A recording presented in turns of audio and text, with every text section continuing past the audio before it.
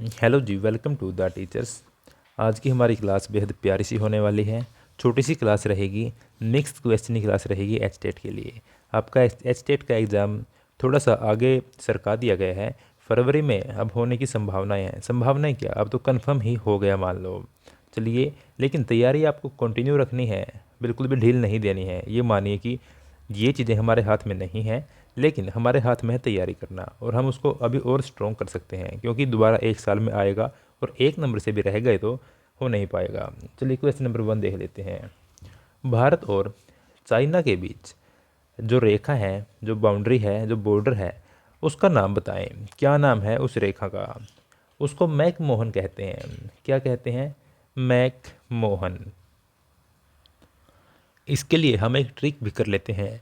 China Bharat का एक ऐसा पड़ोसी है, जैसे पड़ोसी होते हैं, कैसे पड़ोसी होते हैं, तो चाहते हैं कि हम इनको हड़प लें। वास्तव में पड़ोसी अच्छे भी होते हैं, सभी पड़ोसी एक जैसे नहीं होते हैं, लेकिन चाइना के मामले में ये बात बिल्कुल फिट बैठती है।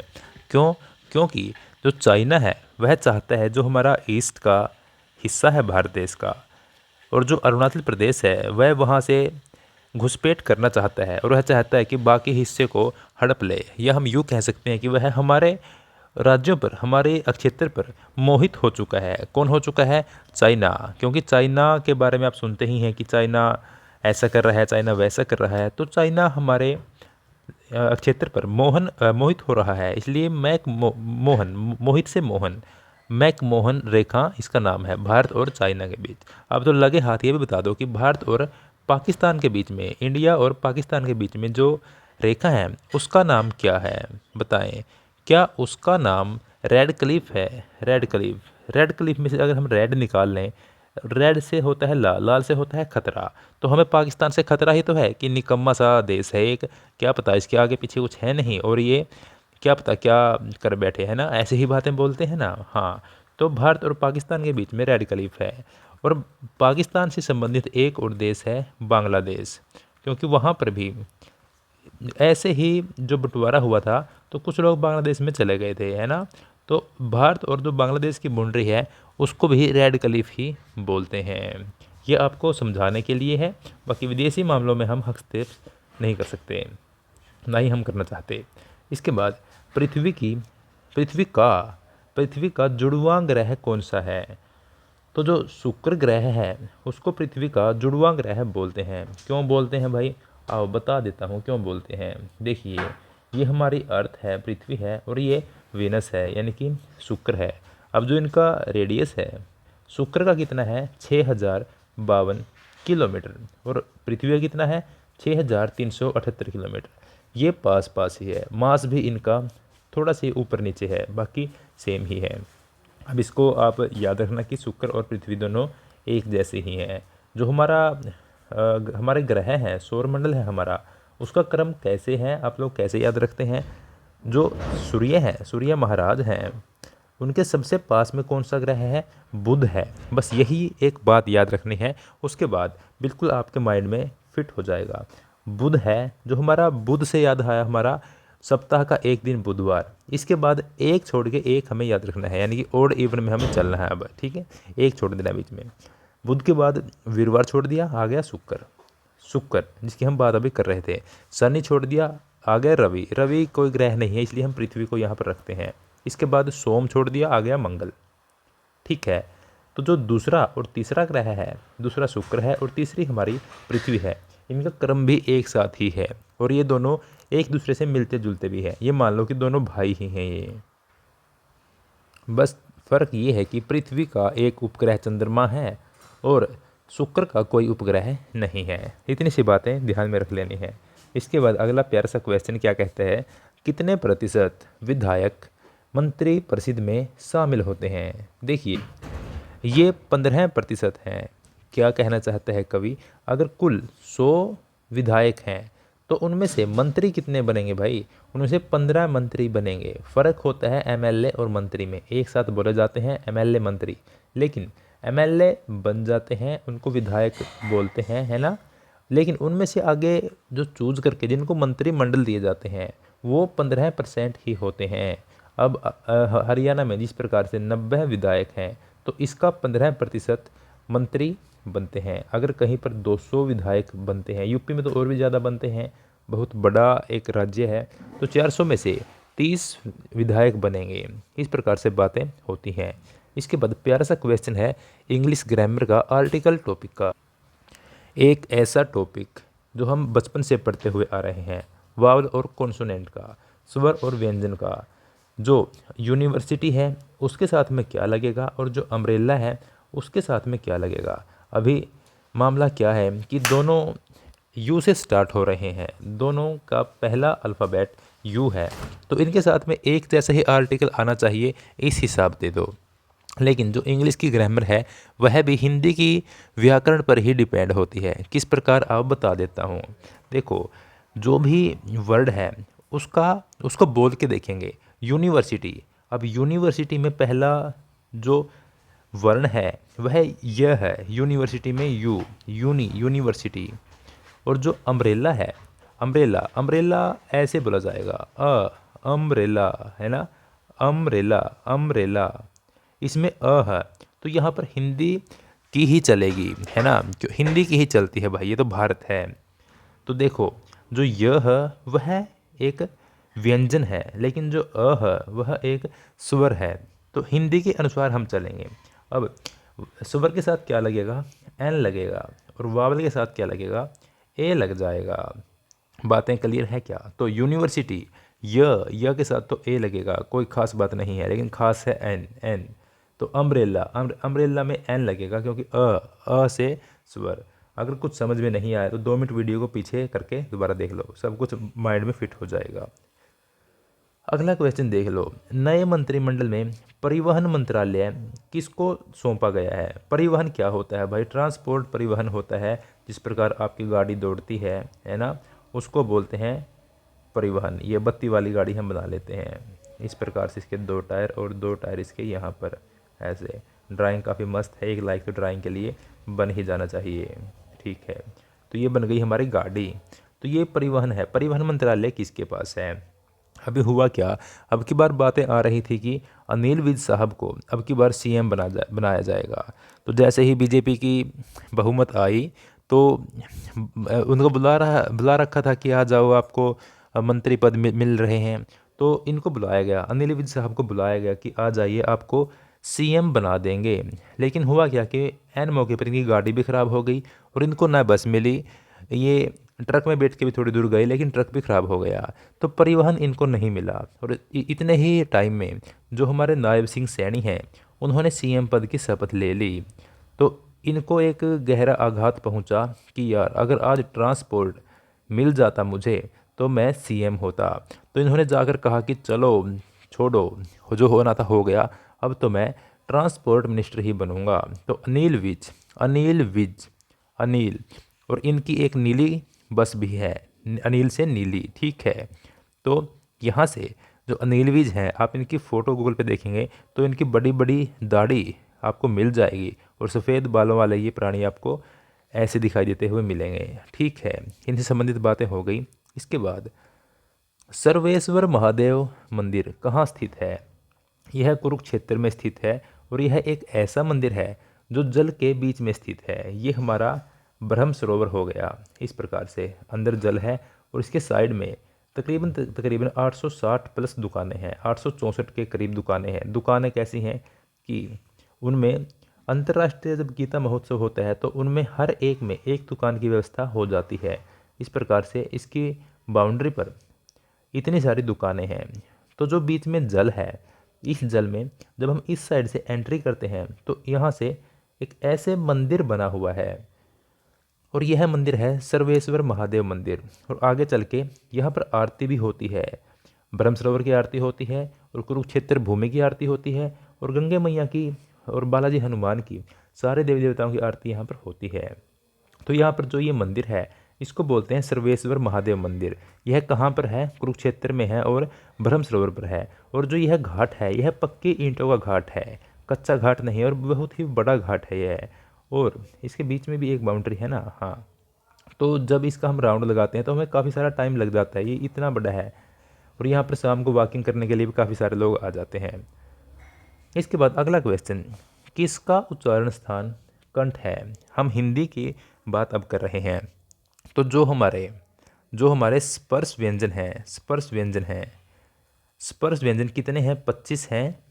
पाँच पाँच पाँच के 5 सीरीज हैं। ठीक है। तो जो पहले ही सीरीज है क क वाली, क ख ग घ अंग अंग, ठीक है, तो ये जो 5 हमारे व्यंजन हैं ये कंठ से उच्चारित होते हैं।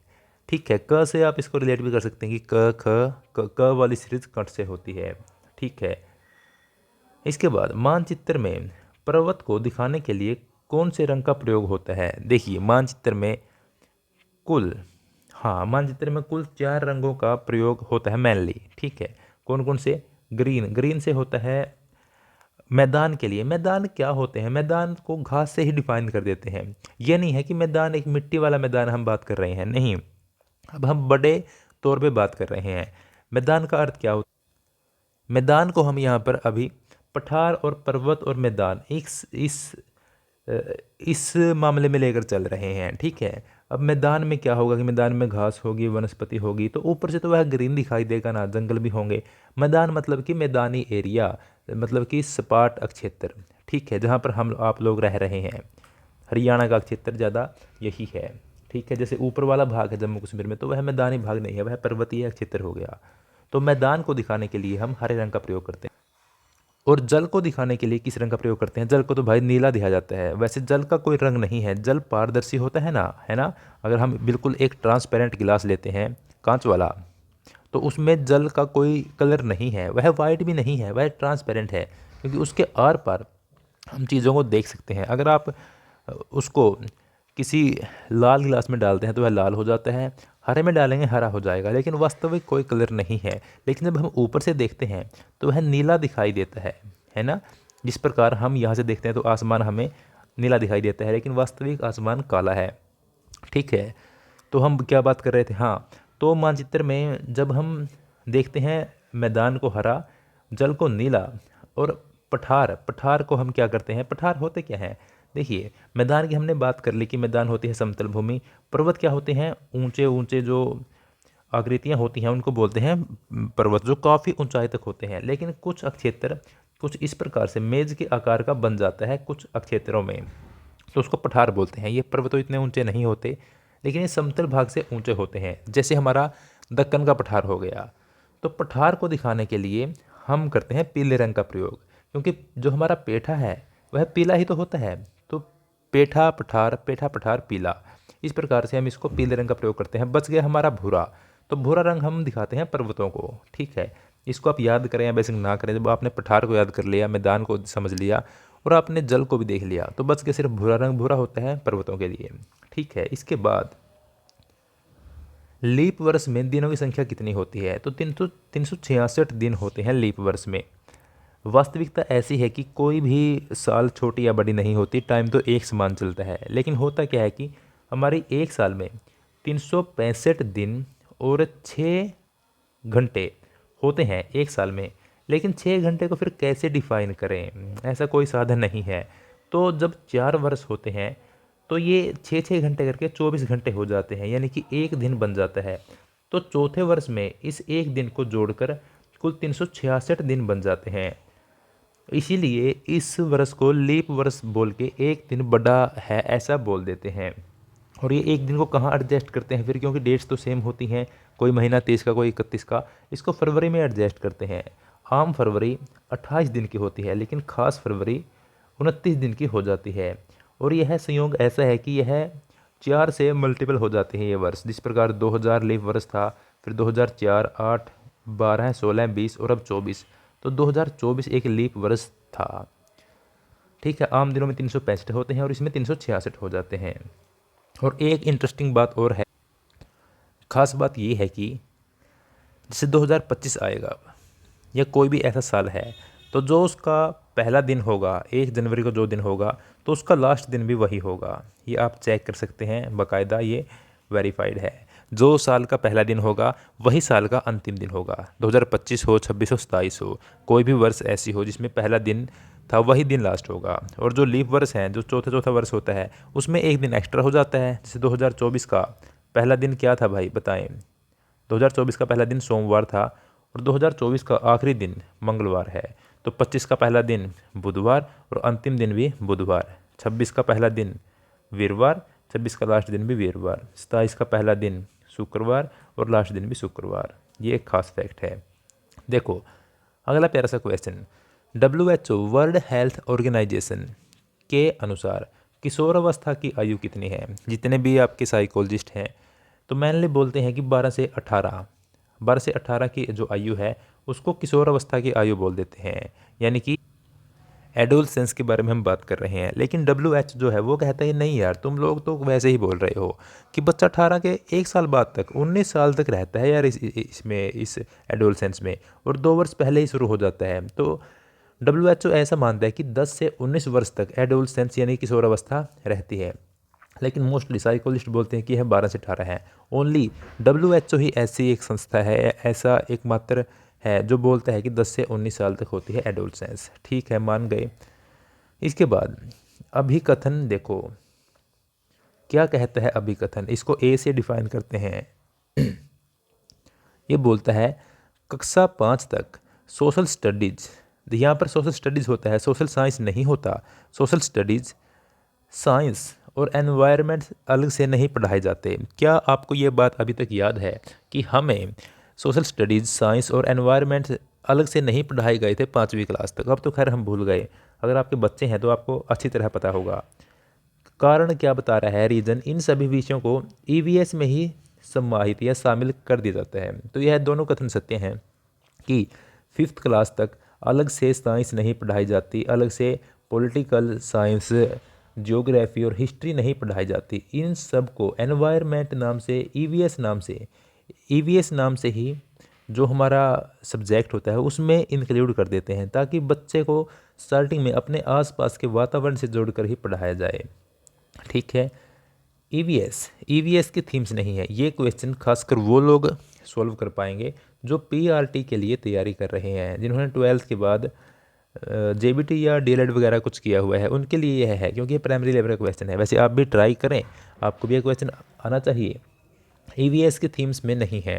तो EVS की जो मेन 6 थीम्स हैं, यहाँ पर लेसन नहीं होते, यहाँ पर थीम होती हैं।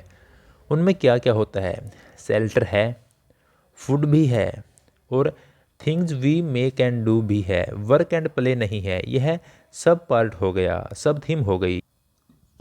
तो जो वर्क एंड प्ले है यह मेन थीम नहीं है, यह पहले का ही फैमिली एंड फ्रेंड्स का एक सब पार्ट है। देखो जिस प्रकार टोटल 6 मेन थीम है EVS में। कौन कौन सी? पहली है फैमिली एंड फ्रेंड्स, दूसरी है फूड, तीसरी वाटर, चौथी शेल्टर, 5वीं ट्रैवल और छठी things we make and do. ये 6 थीम है। इसके बाद जो वर्क एंड प्ले है यह एक सब है, सब पार्ट है पहले का ही। तो जो 6 हमने डिस्कस की हैं, 6 थीम, यहाँ से क्वेश्चन बनता है।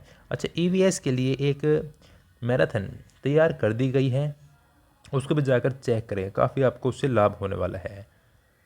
हरियाणा का दिल किसे कहा जाता है? हरियाणा का दिल किसे कहा जाता है, बताएं। हरियाणा का दिल किसे कहा जाता है? ऐसे ही बनाते थे बचपन में दिल, लेकिन अब पता लगा कि दिल में तो बहुत सारी पाइपें लगी होती हैं। दिल तो ऐसा अजीब सा होता है हमारा, यहाँ से कई सारी पाइपें गई हुई हैं, है ना। कुछ सिराएं, कुछ धमनियाँ यहाँ से कनेक्ट होती हैं।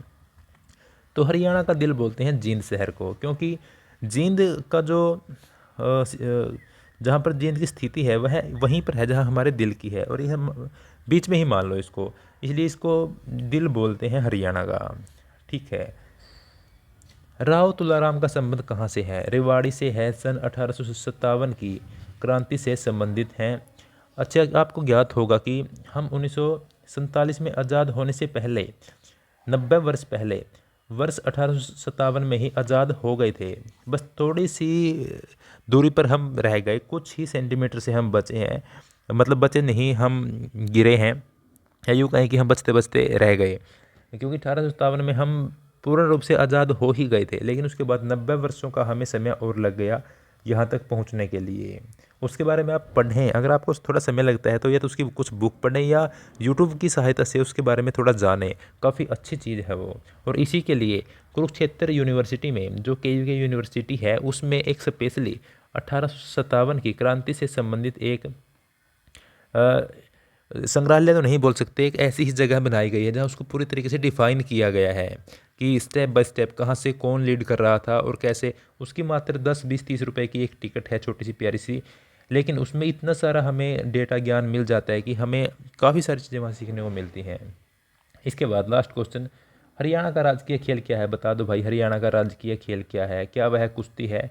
देशों में देश हरियाणा, दूध दही का खाना और कुश्ती में जीत के आना। तो भाई कुश्ती ही हमारा राजकीय खेल है। और राष्ट्रीय खेल क्या है भारत का? वह हॉकी है। हॉकी का अब स्कोप काफ़ी कम है, देश से कहें कि हॉकी का स्कोप है बहुत कम है। हालांकि मेडल ले आते हैं हमारे खिलाड़ी, अब की बार भी ब्रॉन्ज मेडल ले आई हॉकी टीम हमारी।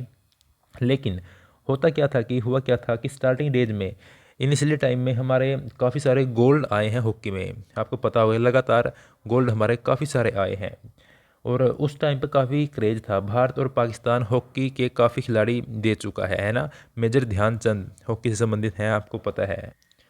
लेकिन अब वर्तमान स्थिति ऐसी है कि ज़्यादा स्कोप नहीं रहा हॉकी का, अब तो दूसरे ही खेलों को ज़्यादा महत्व दिया जा रहा है। तो आज ये मिक्स क्लास आपको कैसी लगी बताना। मुझे तो काफ़ी मज़ा आया क्लास में। और इस क्लास की जो क्वेश्चन है वो आपको क्विज में भी देखने को मिल जाते हैं, जिससे आपका रिवीजन हो जाता है। ऐसे ही मस्ती मस्ती में पढ़ते रहिए। और अगर आपका माइंड बिल्कुल रिलैक्स है तो आप अच्छी सी चीज़ों को एक्वायर कर पाएंगे, है ना। काफ़ी अच्छे से आप देख पाएंगे। एच टेट के बारे में क्या ख्याल है जो आगे अभी चला गया, कमेंट बॉक्स में बताना। और पढ़ते रहिए और क्विज से जुड़ जाएं, ठीक है। चैनल को सब्सक्राइब वगैरह आपने कर ही लिया, और कर लें, और वीडियो को लाइक कर दें अगर क्लास में मज़ा आया है तो। मिलते हैं अगली क्लास में। Thank you so much.